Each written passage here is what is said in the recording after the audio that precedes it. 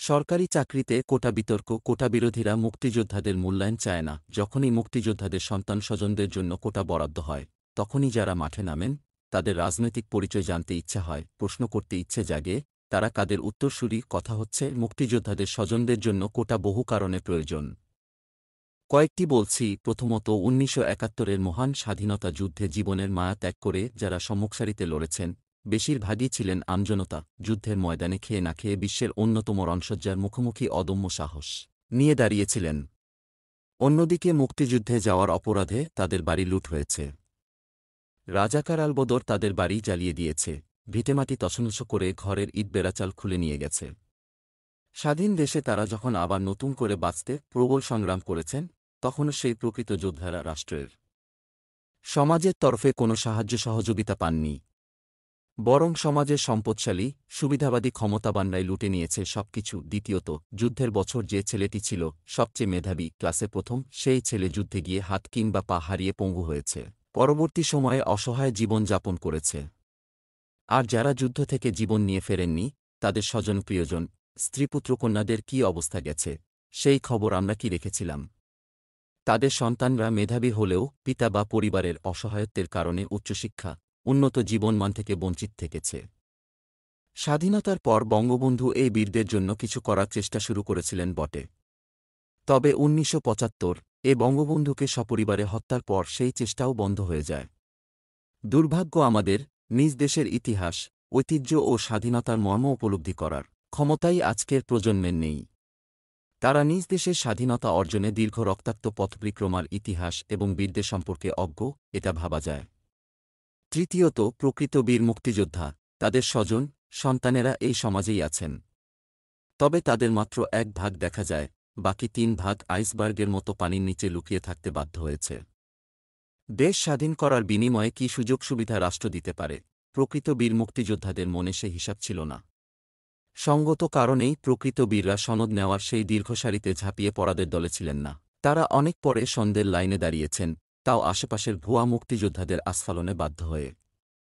চতুর্থত, আমার বাবার সঙ্গে তার বিত্তবান যে বন্ধুরা যুদ্ধ করার মনোবৃত্তি নিয়ে প্রশিক্ষণের জন্য ভারতে গিয়েছিলেন, তারা প্রায় সমবয়সী ও একই এলাকার। সংখ্যায় ২০ থেকে ২৫ জন। শেষ পর্যন্ত সেই বন্ধু গ্রুপের মাত্র ৭-৯ জন প্রশিক্ষণ সম্পন্ন করে যুদ্ধ করেছেন। বাকিরা প্রশিক্ষণ শেষ করতে পারেননি। যুদ্ধের ময়দানের অনিশ্চয়তা, কঠোরকঠিন পরিশ্রম, দিনের পর দিন খাবার সংকট তারা মানাতে পারেননি। যুদ্ধ শেষ হওয়া মাত্র তারা দেশের স্বাভাবিক জীবনে ফিরে আগের সুযোগ আরামায়েশের জীবনে ফিরেছেন। লেখাপড়া শুরু করেছেন, চাকরি, উচ্চশিক্ষা সবই শুরু করে নিজেকে নিজেদের গুছিয়ে নিয়েছেন নতুন রুটিনে। সত্যিকারের অকুতোভয় বীররা যুদ্ধদিনের ভয়াবহতাকে জয় করে কী করেছেন? যুদ্ধে যাওয়ার কারণে নিজ গ্রামে রাজাকার আলবদরদের চক্ষুশূল হয়ে বাবা-মা, ভাইবোনের জীবন হুমকিতে ফেলে একবার সর্বশান্ত হয়েছেন, আরেকবার বঙ্গবন্ধুর ডাকে সাড়া দিতে নিজেকে উচ্চশিক্ষা থেকে বঞ্চিত করে কেরানির চাকরির জীবনে নুন আনতে পান্তা ফুরায় অবস্থায় জীবনভর অভাবের সঙ্গে লড়েছেন। ১৯৭৫ পরবর্তী সময়ে এই মুক্তিযোদ্ধারা আবারও আরেক ধাক্কায় স্বাধীনতার আবেগ আর দেশপ্রেমের মূল্যবোধে নিজেকে চালাতে গিয়ে লাঞ্ছিত হয়েছেন।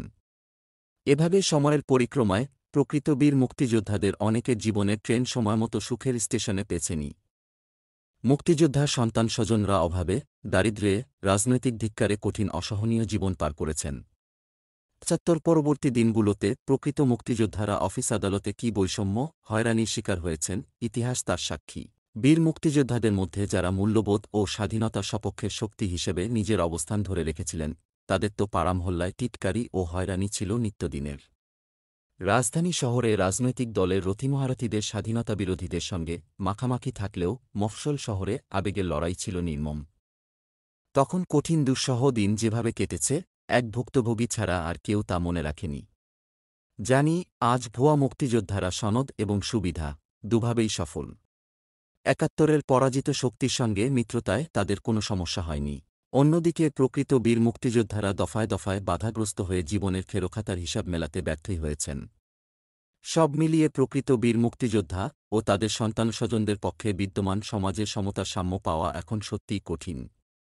তবে পরাজিত শক্তির পাশাপাশি হঠাৎ গজিয়ে ওঠা লোক দেখানো সুবিধাভোগী নব্য দেশপ্রেমিক বিষধর শক্তির বিরুদ্ধে প্রকৃত মুক্তিযোদ্ধারাই স্বাধীনতা ও দেশপ্রেমের আবেগ অনুভূতি নিয়ে দাঁড়ানোর ক্ষমতা রাখেন।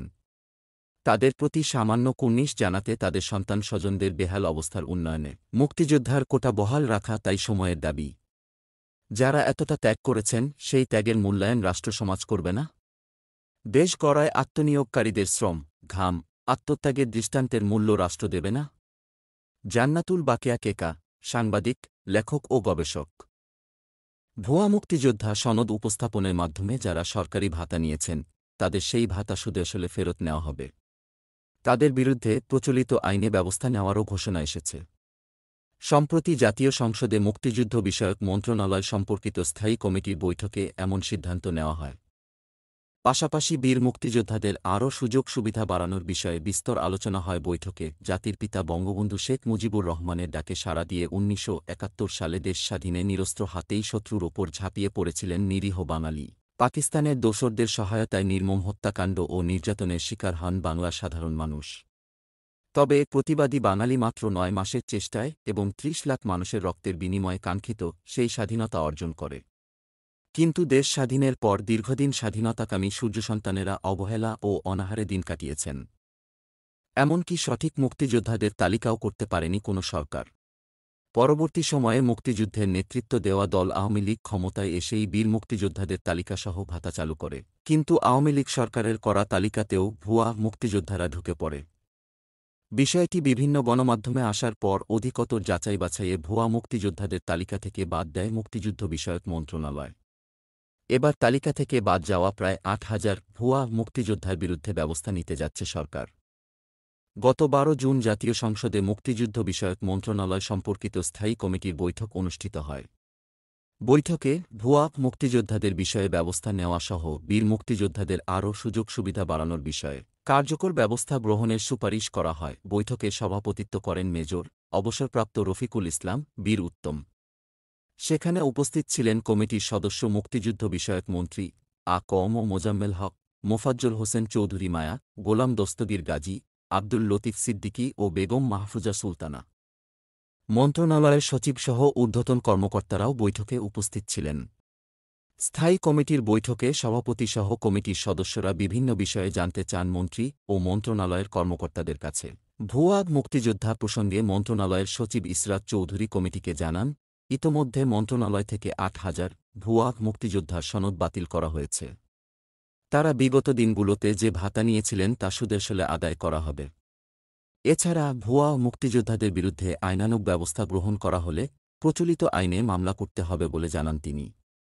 সচিব আরও জানান, মুক্তিযোদ্ধা কমপ্লেক্সে সংযোজনের প্রয়োজনীয় ব্যবস্থা হিসেবে প্রত্যেক উপজেলায় নির্মিত মুক্তিযোদ্ধা কমপ্লেক্সে একটি করে ক্যাপসুল লিফট স্থাপনের লক্ষ্যে করতে হবে বলে জানান তিনি। সচিব আরও জানান, মুক্তিযোদ্ধা কমপ্লেক্সে সংযোজনের প্রয়োজনীয় ব্যবস্থা হিসেবে প্রত্যেক উপজেলায় নির্মিত মুক্তিযোদ্ধা কমপ্লেক্সে একটি করে ক্যাপসুল লিফট স্থাপনের লক্ষ্যে পরিকল্পনা কমিশনে প্রকল্প প্রস্তাব পাঠানো হয়েছে। প্রকল্পটি অনুমোদনের অপেক্ষায় আছে।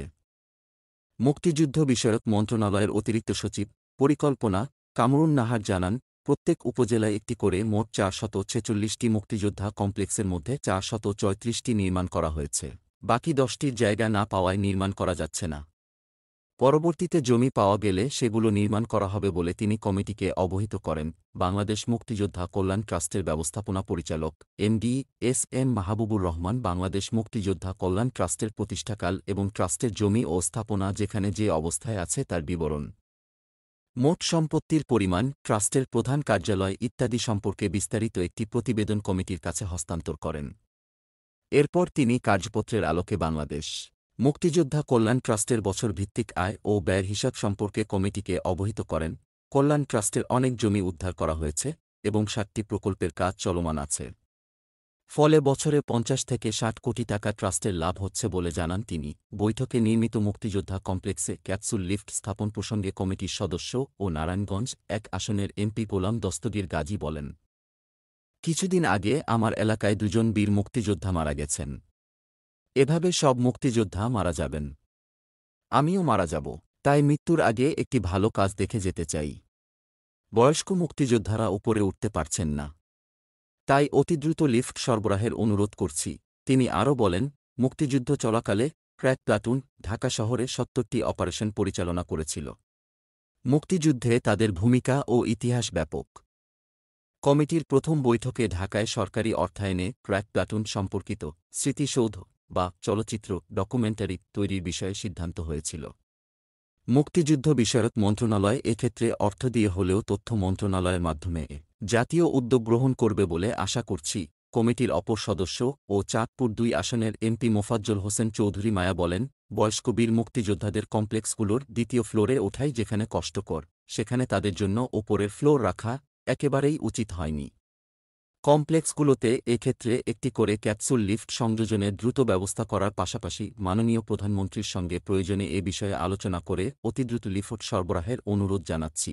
ভুয়া মুক্তিযোদ্ধা সনদ ও ক্র্যাক প্লাটুন প্রসঙ্গে তিনি বলেন, যারা ভুয়া সনদ নিয়েছেন তাদেরকে আইনের আওতায় এনে শাস্তির ব্যবস্থা করার আহ্বান জানাচ্ছি। ক্র্যাক প্লাটুন নিয়ে স্মৃতিসৌধ বা চলচ্চিত্র ডকুমেন্টারি তৈরি করার জন্য মাননীয় সদস্য গোলাম দস্তগীর গাজী যে প্রস্তাব করেছেন, সেই প্রস্তাব আমি সমর্থন করছি। এছাড়া তিনি প্রতিটি উপজেলায় জাতীয় মুক্তিযোদ্ধা সংসদের নির্বাচন দ্রুত সম্পন্ন করার পক্ষে মত দেন। সংরক্ষিত মহিলা আসনের এমপি ও কমিটির সদস্য বেগম মাহফুজা সুলতানা বলেন, আমার নির্বাচনী এলাকা জয়পুরহাট জেলার আক্কেলপুর উপজেলায় ভুয়া মুক্তিযোদ্ধা সনদ গ্রহণকারীর সংখ্যা সবচেয়ে বেশি। এখনও অনেকে ভুয়া মুক্তিযোদ্ধা সনদ নিচ্ছেন। তারা কিভাবে এ সনদ নিচ্ছেন তা খতিয়ে দেখার জন্য মন্ত্রণালয়কে অনুরোধ করছি। এছাড়া মুক্তিযুদ্ধে অংশগ্রহণকারী বীরাঙ্গনা নারীদের কথা ইতিহাসে থাকলেও মুক্তিযুদ্ধের সময় যে সব সাধারণ ও নিরীহ মা বোনেরা যুদ্ধ করেছিলেন তাদের কথা ইতিহাসে নেই। তাই ওই সব নারীর তালিকা তৈরি করার আহ্বান জানান তিনি। সংরক্ষিত আসনের এ এমপি আরও বলেন, আমার এলাকায় প্রত্যন্ত অঞ্চলে যে সব অসহায় মুক্তিযোদ্ধা রয়েছেন তাদের যে ২০,০০০ টাকা সম্মানী ভাতা দেওয়া হয় তা দিয়ে বর্তমান অবস্থায় জীবনযাপন করা খুবই কষ্টকর। তাই মুক্তিযোদ্ধাদের সম্মানী ভাতা বৃদ্ধি করার সুপারিশ করেন তিনি। টাঙ্গাইল ৪ আসনের সংসদ সদস্য ও কমিটির সদস্য আব্দুল লতিফ সিদ্দিকী বলেন, উপজেলায় নির্মিত কমপ্লেক্সগুলোতে ক্যাপসুল লিফট সরবরাহের জন্য প্রতিটি বৈঠকে বারবার বলা হচ্ছে, কিন্তু তা বাস্তবায়ন করা হচ্ছে না। এটি অত্যন্ত দুঃখজনক। বিষয়টি নিয়ে মাননীয় প্রধানমন্ত্রীর সঙ্গে আলোচনা করে দ্রুত ব্যবস্থা নেওয়ার অনুরোধ করেন তিনি। মুক্তিযোদ্ধাদের সম্মানী ভাতা প্রসঙ্গে তিনি বলেন, আমার নির্বাচনী এলাকায় ৩ শ্রেণীর মুক্তিযোদ্ধা আছেন। এক শ্রেণী খুবই বিত্তবান, তাদের এ ভাতা না হলেও চলে। আরেক শ্রেণী হলেন মধ্যবিত্ত, তাদেরও চলে। তৃতীয় যে শ্রেণী আছেন তাদের অবস্থা খুবই খারাপ। বর্তমান অবস্থায় সামান্য এ ভাতা দিয়ে জীবনযাপন করা আসলেই কষ্টকর। তাই সম্মানী ভাতা শ্রেণী ধরন অনুযায়ী ভাগ করে দেওয়া যায় কিনা সে বিষয়ে মন্ত্রণালয়কে পর্যালোচনা করার আহ্বান জানান তিনি। মুক্তিযুদ্ধ ভিত্তিক চলচ্চিত্র অপারেশন জ্যাকপট নির্মাণ প্রসঙ্গে কমিটির সদস্য ও মন্ত্রী আ ক ম মোজাম্মেল হক বলেন, গত ২৯ এপ্রিল কমিটির সভাপতিসহ অন্যান্য সদস্য এবং জীবিত নৌকমান্ডোদের নিয়ে বৈঠক হয়েছে। বৈঠকের দিকনির্দেশনা অনুযায়ী সঠিক ইতিহাসভিত্তিক ডকুমেন্টারি চলচ্চিত্র নির্মাণের আহ্বান জানানো হয়েছে। সেই আলোকে ডকুমেন্টারি তৈরির কাজ এগিয়ে চলছে। মুক্তিযোদ্ধা কমপ্লেক্সে নথিপত্র সংরক্ষণের বিষয়ে তিনি বলেন, ইতোমধ্যে বেশ কিছু উপজেলায় মুক্তিযোদ্ধা কমপ্লেক্সের কাগজপত্র নথিপত্র সংরক্ষণের জন্য প্রয়োজনীয় আসবাবপত্র সরবরাহ করা হয়েছে। বাকিগুলোতেও যেন সঠিকভাবে সরবরাহ করা হয় সে জন্য নির্দেশনা দেওয়া হয়েছে। প্রতিটি উপজেলায় জাতীয় মুক্তিযোদ্ধা সংসদের অর্জন, চলমান কার্যক্রম ইত্যাদি সম্পর্কে কমিটিকে জানান মন্ত্রী। এছাড়া জাতীয় মুক্তিযোদ্ধা কাউন্সিল, যুদ্ধাহত মুক্তিযোদ্ধা, মুজিবনগর সরকারের কর্মচারী, মহিলা মুক্তিযোদ্ধা, বীরাঙ্গনা হিসেবে মুক্তিযোদ্ধাদের নাম গেজেটভুক্তির জন্য সরকারের কাছে সুপারিশ করা হয়েছে বলেও জানান মন্ত্রী। বৈঠকে মোজাম্মেল হক সেবা পদ্ধতি সহজীকরণ, মুজিব কর্নার কাম লাইব্রেরি স্থাপন, বঙ্গবন্ধুর আদর্শ ও মুক্তিযুদ্ধের চেতনা বাস্তবায়ন ইত্যাদি প্রকল্প সম্পর্কে বিস্তারিত আলোচনা করেন। এছাড়া চলমান কার্যক্রমের মধ্যে ১৯৫২ সালের ভাষা আন্দোলন থেকে ১৯৭৫ সালের ১৫ আগস্ট পর্যন্ত মহান মুক্তিযুদ্ধের পটভূমি, মুক্তিযুদ্ধ এবং এসব ক্ষেত্রে বঙ্গবন্ধুর ভূমিকা, দেশ পরিচালনায় বঙ্গবন্ধুর অসামান্য অবদান প্রভৃতি বিষয়ে ১৩টি গবেষণা কার্যক্রম সম্পর্কে কমিটির সদস্যদের অবহিত করেন। তিনি ১৩টি গবেষণার শিরোনাম, চুক্তিবদ্ধ গবেষণা প্রতিষ্ঠানের নাম ও দলনেতা সম্পর্কে বিস্তারিত তথ্য তুলে ধরেন বৈঠকে। জালিয়াতি ও ভুয়া তথ্য দিয়ে মুক্তিযোদ্ধা পরিচয়ে যারা এতদিন সরকারি ভাতা সুবিধা নিয়েছেন বা নিচ্ছেন তাদের কঠিন মাশুল গুনতে হবে এবার। সেই ভাতা সুদে আসলে ফেরত নেবে সরকার। একই সঙ্গে তাদের বিরুদ্ধে আইনি ব্যবস্থাও নেওয়া হবে। মুক্তিযুদ্ধ মন্ত্রণালয় সূত্র জানায়, এ পর্যন্ত ৮,০০০ ব্যক্তি এই জালিয়াতি করেছেন বলে মুক্তিযুদ্ধ বিষয়ক মন্ত্রণালয় সূত্রে জানা গেছে। এ বিষয়ে প্রয়োজনীয় ব্যবস্থা নিতে আগামী সপ্তাহ থেকে সব জেলা প্রশাসককে ডিসি চিঠি দেওয়া হবে। এসব ব্যক্তির কাছ থেকে রাষ্ট্রীয় সম্মানী ভাতা ফেরত নিয়ে সরকারি কোষাগারে জমা রাখা হবে। এ বিষয়ে সরকারি পাওনা আদায় আইন ১৯১৩ অনুযায়ী ব্যবস্থা নেবে মন্ত্রণালয়। বুধবার এ বিষয়ে জানতে চাইলে মুক্তিযুদ্ধ বিষয়ক মন্ত্রী আ.ক.ম মোজাম্মেল হক যুগান্তরকে বলেন, ১২ জুন সংসদীয় স্থায়ী কমিটির বৈঠক থেকে সরকারি ভাতা সুদে ফেরত নেওয়ার পরামর্শ, সুপারিশ ও সিদ্ধান্ত এসেছে। আগামী রোববার থেকে এ সিদ্ধান্ত কার্যকর শুরু হবে। তিনি বলেন, প্রতারণার মাধ্যমে সংগ্রহ করা ৮,০০০ মুক্তিযোদ্ধা সনদ আমরা বাতিল করেছি। এখন আমরা প্রত্যেকের জন্য একটি করে ফাইল খুলব, কে কত টাকা নিয়েছেন সেটি খুঁজে বের করব। একই সঙ্গে কার সুপারিশে তারা জালিয়াত মুক্তিযোদ্ধা সনদ নিয়েছিলেন সেটিও অনুসন্ধান করা হবে বলে জানান মন্ত্রী মোজাম্মেল হক। মুক্তিযুদ্ধ বিষয়ক মন্ত্রণালয়ের তথ্য অনুসারে বর্তমানে দেশে ২,৪৪,৩৩৩ জন মুক্তিযোদ্ধাকে মাসিক ২০,০০০ টাকা করে সম্মানী ভাতা দিচ্ছে সরকার। এছাড়া ঈদ উপলক্ষে ১০,০০০ করে দুটি বোনাস, বিজয় দিবসে ৫,০০০ টাকা এবং বাংলা নববর্ষের ২,০০০ টাকা ভাতা পাচ্ছেন তারা। খেতাবপ্রাপ্ত শহীদ ও যুদ্ধাহত বীর মুক্তিযোদ্ধা ১১,৯৯৮ জন, তারা মুক্তিযোদ্ধা কল্যাণ ট্রাস্ট থেকে সম্মানী ভাতা পাচ্ছেন। সব মিলিয়ে একজন মুক্তিযোদ্ধা বছরে সরকার থেকে ভাতা পান প্রায় ২,৭০,০০০ টাকা। এ বিষয়ে মন্ত্রীর স্পষ্ট বার্তা, যারা জালিয়াতি করে মুক্তিযোদ্ধা সনদ নিয়েছেন তাদের কাছ থেকে সরকারি টাকা যে ভাতা নিয়েছেন আদায় করে ছাড়ব। সরকার ২০১৩-২০১৪ অর্থবছর দেশের কোথাও কোনো মুক্তিযোদ্ধা তালিকার বাইরে থেকে গেছেন কিনা তা নিশ্চিত করতে নতুন করে মুক্তিযোদ্ধাদের তালিকা তৈরির উদ্যোগ নেয়। তখন বাদ পড়া মুক্তিযোদ্ধাদের কাছ থেকে অনলাইনে আবেদন আহ্বান করা হয়। ২০১৪ সালের ৩১ অক্টোবর আবেদন গ্রহণ করা হয়। ওই সময় করা আবেদনগুলো ও তালিকা নাম দিয়ে ২০১৭ সালের ২২ জানুয়ারি যাচাই-বাছাই কার্যক্রম গ্রহণ করা হয়। এক্ষেত্রে বিধান করা হয়, উপজেলা পর্যায়ে যাচাই-বাছাইয়ে মুক্তিযোদ্ধারা আবেদনকারীকে শনাক্ত করবেন। যদি সংশ্লিষ্ট মুক্তিযোদ্ধারা এই মর্মে সাক্ষ্য দেন যে আবেদনকারী একজন মুক্তিযোদ্ধা, তাহলে তার আবেদন তালিকাভুক্ত করে গেজেট প্রকাশে জাতীয় মুক্তিযোদ্ধা কাউন্সিল বিবেচনার জন্য পাঠানো হয়। জামুকার সুপারিশ সহ মন্ত্রণালয় গেলে গেজেট প্রকাশ করা হয়। গেজেটভুক্ত হওয়ার ক্ষেত্রে একজন বীর মুক্তিযোদ্ধাদের কমপক্ষে ৩ জন ভারতীয় লাল মুক্তিবার্তা তালিকাভুক্ত সহযোদ্ধা সহ প্রশিক্ষণ গ্রহীতা সাক্ষী ও প্রয়োজনীয় কাগজপত্র উপস্থাপন করতে হবে। কোনো ব্যক্তি বাংলাদেশের অভ্যন্তরে প্রশিক্ষণ গ্রহণ করে থাকলে তিনি কোনো যুদ্ধে অংশগ্রহণ করেছেন তা ৩ জন ভারতীয় লাল মুক্তিবার্তা তালিকাভুক্ত বীর সহমুক্তিযোদ্ধার মাধ্যমে প্রমাণ করতে হবে। ভারতীয় লাল মুক্তিবার্তা তালিকাভুক্ত বীর মুক্তিযোদ্ধাদের উপস্থিতিতে এ যাচাই-বাছাই কার্যক্রম সম্পন্ন করতে হবে। জানা গেছে, জামুকা দেশের ৮ বিভাগের জন্য ৮ জন খ্যাতিমান মুক্তিযোদ্ধাকে প্রধান করে ৮টি কমিটি গঠন করে ২০১৯ সাল থেকে তালিকাভুক্তির জন্য করা মুক্তিযোদ্ধাদের আপিল শুনানি করছেন। শুনানিতে তারা জানতে বা দেখতে চান কোথায় যুদ্ধ করেছেন, কতদিন ট্রেনিং করেছেন, কি কি অস্ত্রের ট্রেনিং নিয়েছেন, যুদ্ধে কি কি অস্ত্র ব্যবহার করেছেন, কোথায় ট্রেনিং নিয়েছেন, সামরিক না বেসামরিক ক্যাম্পে ট্রেনিং নিয়েছেন, কমান্ডারের নাম কি, কোথায় যুদ্ধে অংশ নিয়েছেন, যুদ্ধ কতদিন স্থায়ী হয়েছিল, সহযোদ্ধা হিসাবে কেউ আহত কিংবা নিহত হয়েছেন কিনা, জীবিতদের মধ্যে কেউ বেঁচে আছেন কিনা, জীবিত সহযোদ্ধাদের তারা চেনেন কিনা। এছাড়া জন্মতারিখ, শিক্ষাগত যোগ্যতা থাকে, সনদপত্র এবং মুক্তিযোদ্ধা হিসাবে যেসব কাগজপত্র রয়েছে তা যাচাই করা হয়। এছাড়া উপজেলা পর্যায়ের যাচাই-বাছাইয়ে যদি ৫ জন বীর মুক্তিযোদ্ধা সাক্ষ্য দেন আবেদনকারী বীর মুক্তিযোদ্ধা, আবার ৪ জন যদি সাক্ষ্য দেন আবেদনকারী বীর মুক্তিযোদ্ধা না, তাহলে সে আবেদনটি তালিকাভুক্ত করা হয়। এই তালিকার আবেদনকারী জামুকায় আপিল করেন। আর কারও আবেদনের বিষয়ে উপজেলা পর্যায়ের মুক্তিযোদ্ধারা যদি সাক্ষ্য দেন তিনি অমুক্তিযোদ্ধা, তাহলে তার আবেদন তালিকাভুক্ত করা হয় এবং তিনি জামুকায় আপিল করেন। বাছাই কমিটিতে টাকা লেনদেনেরও অভিযোগ রয়েছে। নারায়ণগঞ্জের বন্দরের কুখ্যাত রাজাকার রফিকপুত্র উপজেলা পরিষদের নবনির্বাচিত চেয়ারম্যান মাকসুদ হোসেনকে প্রত্যাখ্যান করেছেন উপজেলার বীর মুক্তিযোদ্ধারা। ২৪ জুন বেলা ১১টায় বন্দর উপজেলা মুক্তিযোদ্ধা সংসদে আয়োজিত এক সংবাদ সম্মেলনে তারা এই কথা জানান। সংবাদ সম্মেলনে বন্দর উপজেলা মুক্তিযোদ্ধা সংসদের ডেপুটি কমান্ডার বীর মুক্তিযোদ্ধা কাজী নাসিরের সভাপতিত্বে অন্যান্য বীর মুক্তিযোদ্ধা সংবাদ সম্মেলনে অংশ নেন। এ সময় বীর মুক্তিযোদ্ধারা বলেন, ১৯৭১ সালে জাতির পিতা বঙ্গবন্ধুর নির্দেশে জয়বাংলা স্লোগান দিয়ে শপথ নিয়েছিলাম বাংলাদেশকে স্বাধীন করব। আমরা মরণপণ যুদ্ধ করে বাংলাদেশ স্বাধীন করেছি। বাংলাদেশ স্বাধীন করতে গিয়ে আমাদের মা বোনদের ইজ্জত হারাতে হয়েছে। শহীদ হয়েছে ৩০ লাখ মানুষ, যাদের রক্তের বিনিময়ে অর্জিত এই স্বাধীন বাংলাদেশ।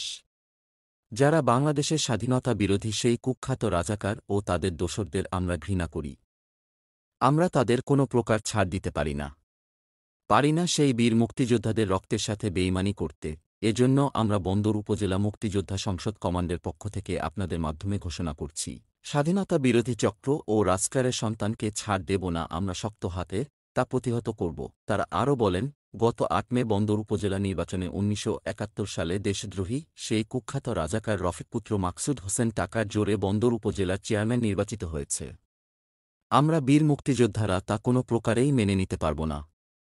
সদ্য নির্বাচিত উপজেলা চেয়ারম্যানের পিতা কুখ্যাত রাজাকার রফিক স্বাধীনতাযুদ্ধ চলাকালীন সময় পাকিস্তানি হানাদার বাহিনীদের নিয়ে বীর মুক্তিযোদ্ধা আব্দুল আজিজকে হত্যা করে।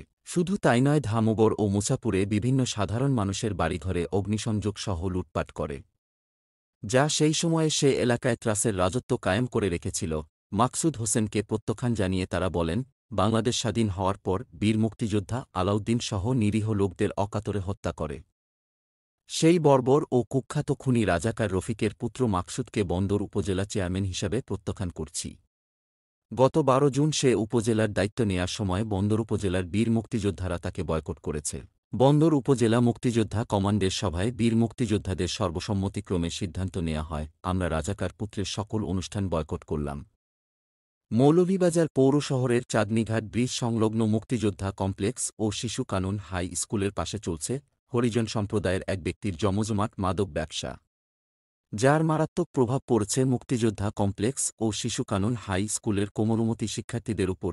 স্কুলের কোমলমতি শিক্ষার্থী, শিক্ষক শিক্ষিকা ও আশপাশে বসবাসকারী পথচারীরা মাতালদের আনাগোনা আর মাদকের গন্ধে নাকে ধরে এলাকা দিয়ে যাতায়াত করছেন। আর রাতারাতি মাদক ব্যবসা করে কোটিপতি হয়েছেন হরিজন সম্প্রদায়ের জসিম ওরফে প্রদীপ ভাস্কর।